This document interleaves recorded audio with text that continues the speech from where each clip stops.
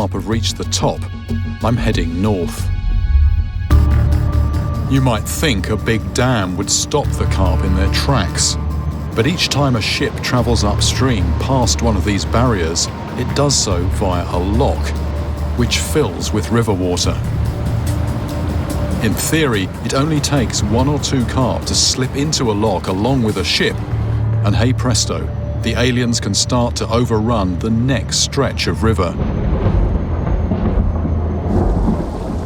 Today's a very special day for me. I'm going fishing for the smallest thing that I've ever been after. And I actually hope that I don't get it.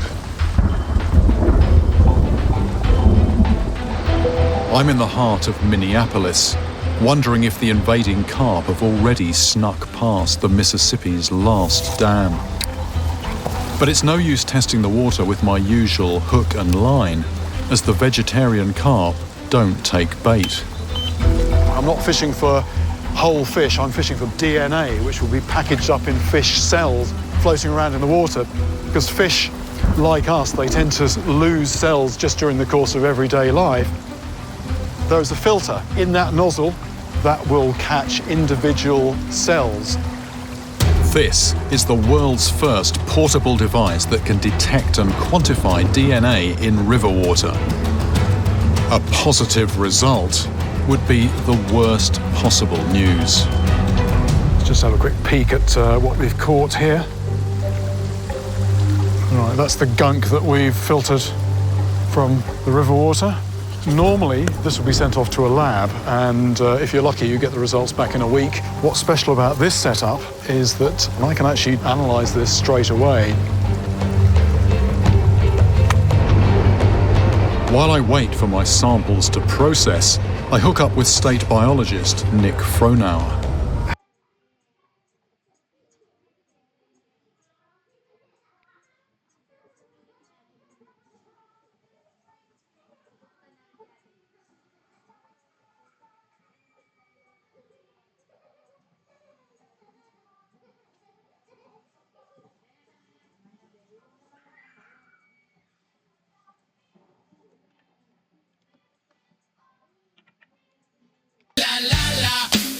Hey ho! Patay ka rito, malapit ka na ma-hoyo! La la la la la long yo!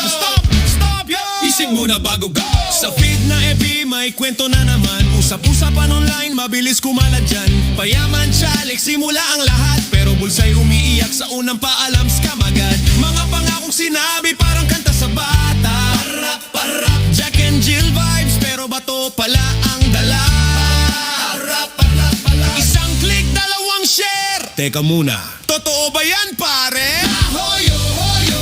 Kulong ka na Norman, o yun niya ay malapit sabi ng chismisan. Gago ka minuto, sabi sa screen pero maraming naloko. Oops, next scene. Si Norman manghusin ang laman sa balita. Sa memes at comments, halo-halong salita. May hamon na parang laro sa perya, pero rules ay malabo kaya ingat bata at tita. Ring-a-ring o roses, paikot ang kwento. Sa dulo ng rhyme, laruan ay kumpleto. Totoo ba to? Check mo muna. Safe ba yan? Basahin lahat. Hoyo, hoyo. Kulong ka na Norman, o yun niya ay malapit sabi ng chismisan. Gago ka minuto, bukang bibig palagi sa bastos na bunganga kaaway dumarami. If it's too good to be true, I can't take my eyes on you. Hoyo, hoyo. Kulong ka na Norman, donut ka panigurado doon sa kulungan. Iyak, iyong pagsisisihan, iyong pagbabayaran kung hindi mo pinagsisihan. La la la la la la la go. La la la la la la la go. La la la la la la la go. Maoyo ka na ulaong go.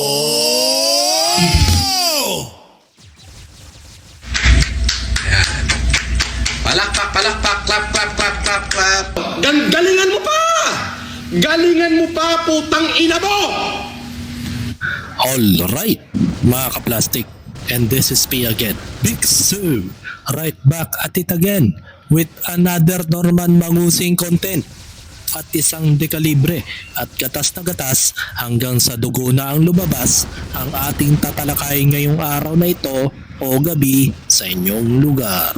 At tatalakayin po natin mga kaplastik ay tungkol na naman sa season 4 ng teleserye ni Norman Mangusin na kung saan ay meron na pong matibay na dahilan ang CIDG o PNP Napolcom na talagang desididong sampahan ng kaso itong si Norman Mangusin mga kaplastik. At higit sa lahat, yung kanyang experience sa kanyang takoyaki mga kaplastik. At sabi nga daw ng mga netizens o especially kila Bungo TV at Food Genius na ang sinasabi dito sa context na ito ay 10,000 lamang ang kanilang natanggap ni Norman Mangusin. Gaya nga ng kwinenta dito sa video na ito. So, panoorin natin yun. Dito yan. Ikaw. Putay na mo, matap. Rot at what? Napainom natin sa ice water. O mga tol, tulad ng pinangako ko, pamimigay natin to 100,000 mga tol sa lahat ng magre-register dyan sa ilalim, dyan sa links. Pamimigay natin tong 100,000 na tol. Pamimigay rin kami ng iPhone 17 Pro Max. Huwag niyo kakalimutan, andyan sa ilalim ng link. Kayo, nagdusa ako rito. Magbibigay ako boss ng ng pang sigarilyo mo. 1, 2, 3, 4, 5, 6, 7, 8, 9, 10. Pang Yossi boss. Yun. Ito yung binabase nila Food Genius, Bungo TV at ang iba pang mga vlogger mga kaplastik. Even na mga netizens, sinasabi dito na 10,000 daw ang ibinigay ni Takoyaki Taragis mga kaplastik. So, ano ba talaga ang totoo? 'Di ba ang talent fee niya is 100,000, 50,000 pa nga eh. Na ginawang 100,000 dahil naubos yung takoyaki mga kaplastik. Aside from that, ay makakakuha ang mga 10 katao ng tigli 5,000 piso bawat pamilya. At the same time, yun ang kanilang usapan. Hindi naman pwede nilang baliin yung ganitong kontrata o ganitong papremyo kahit na sabihin mong social media influencer po yung nanalo o sabihin nating scripted to, magiging kasiraan kay Taragis to mga kaplastik. So sabi nga daw ng iba 10,000 dahil ito yung binigay ni Taragis. Dito sila bumase sa video na ito na sinasabi ni Taragis na pangyosi daw niya. At ito ang paliwanag ni Norman Mangusin dito mga kaplastik. Danin, D9. Oo.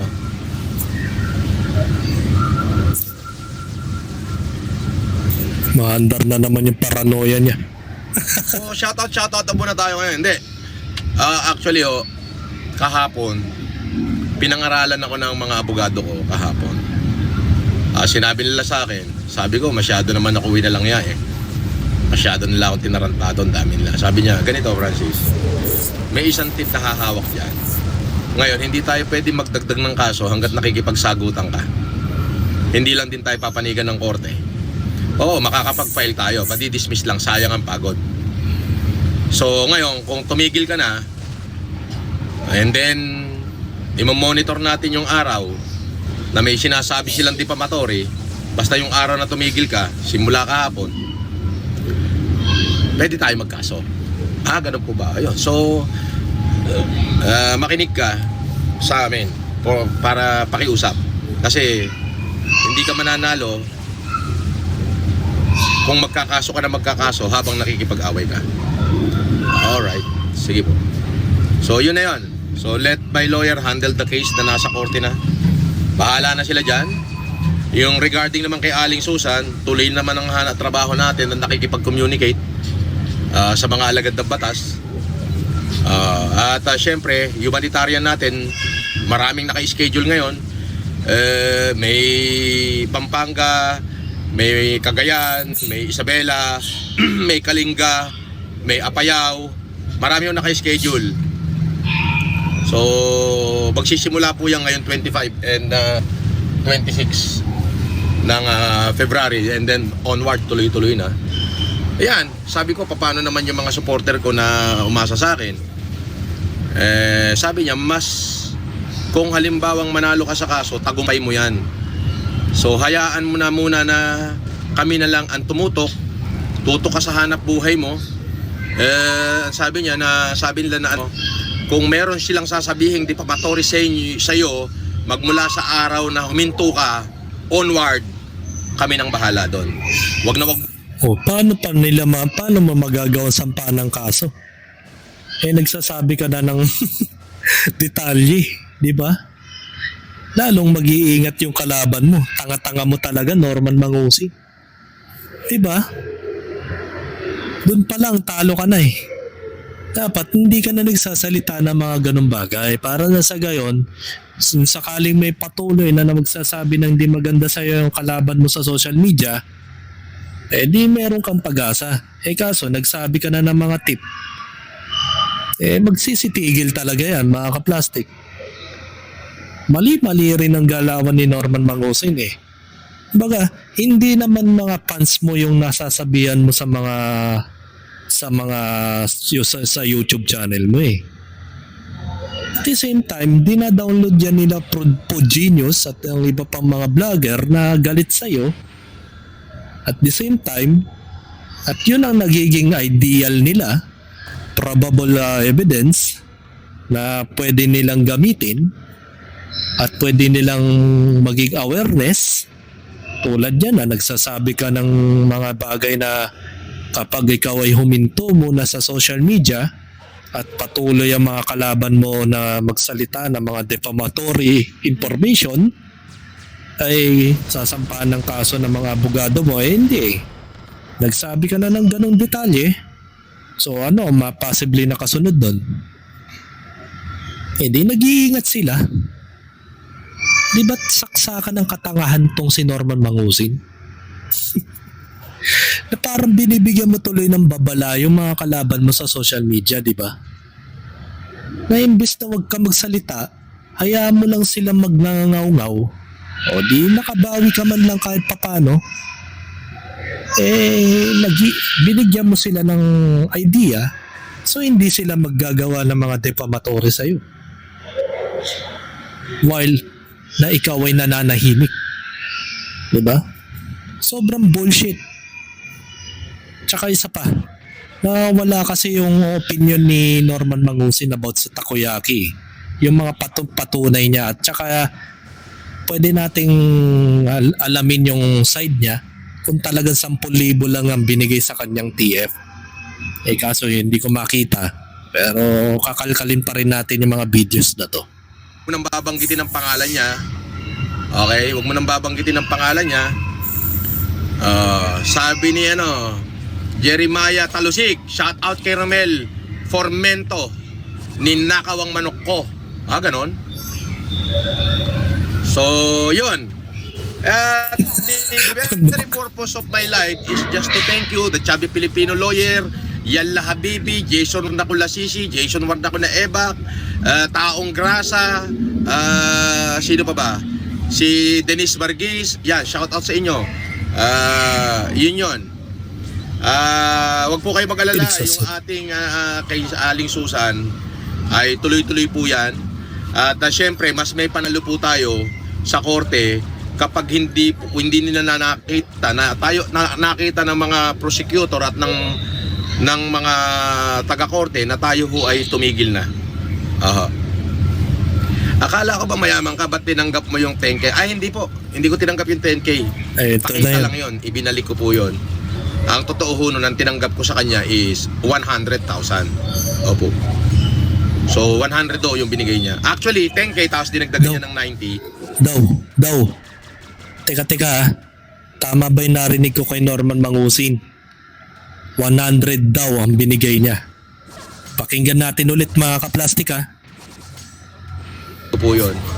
Ang totoo ho nun, ang tinanggap ko sa kanya is 100,000. Opo. So, 100 do yung binigay niya. Actually, 10K tapos dinagdagan niya ng 90. Oh, Ang totoo ho nun, ang tinanggap ko sa kanya is 100,000. Opo. So, 100 daw yung binigay niya. Actually, 10K. 100 daw ang binigay niya. So ano ba talaga totoo, Norman? 10,000 o 100,000? Baka naman 10% of 100,000. Then the rest sa mga netizens o yung mga 10 pamilya na maghahati-hati sa 90,000. Correct me if I'm wrong, Norman Mangusin.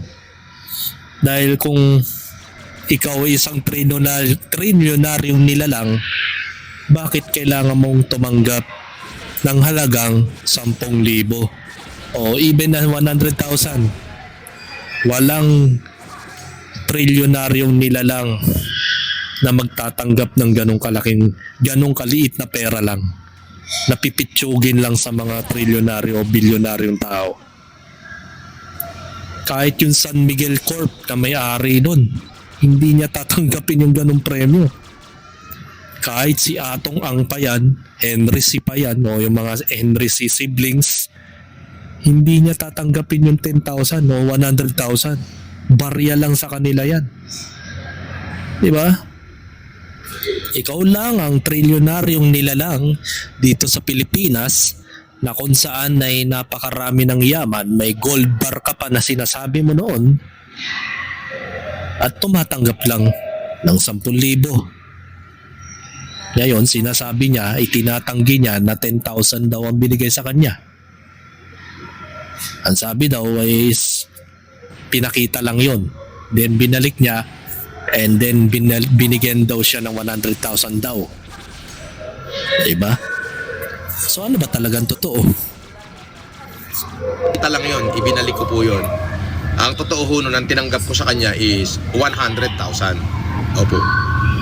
So 100 daw yung binigay niya. Actually, 10K tapos dinagdagan niya ng 90. Tapos yung isang 100,000, yun ho naman yung ipinamigay sa tao. Yun ang dahilan kung bakit ako pumayag na mag-endorse ng takoyaki.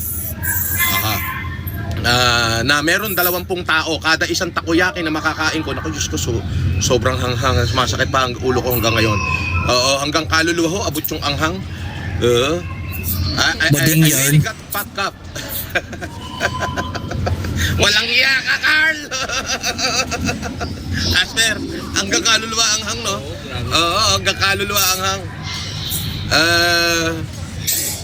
You know, at sabi ni Carl, bigyan ko lang daw siya ng mga dalawa-tatlong araw. Ipapakita niya na yung mga nabigyan na mga tao na yung actually yung 5,000, bawat isang pamilya tatanggap ng isang sakong bigas, tapos 2,000 pesos na grocery at saka 2,000 pesos na cash. So yun ho yun. So Carl, Sus. Di ka libre ka, di ba? Atapang na lalaki. Tuling-tuli.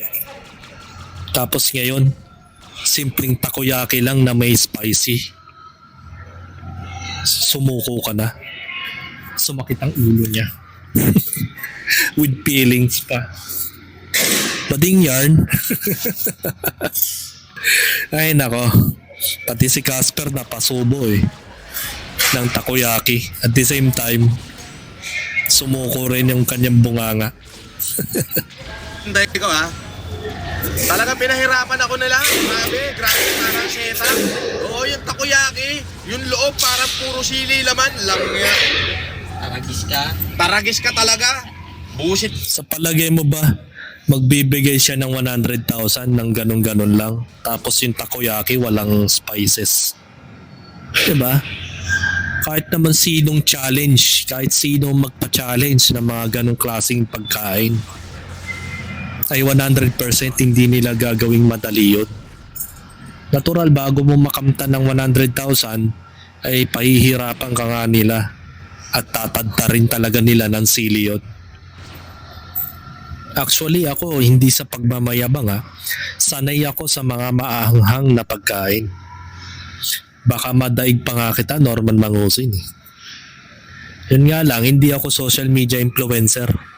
Kaya malabo talaga na Hindi, wala rin naman akong interest sa sinasabing 100,000 o 10,000 TF na yan. Baga, sinasabi ko lang na ako ay sanay sa mga maanghang na pagkain. Yan ang favorite ko eh. Takam na takam ka ako eh. Ginagawa ko lang naman na bell pepper yung sili. Yan, natatakam ako pag ini-imagine ko eh.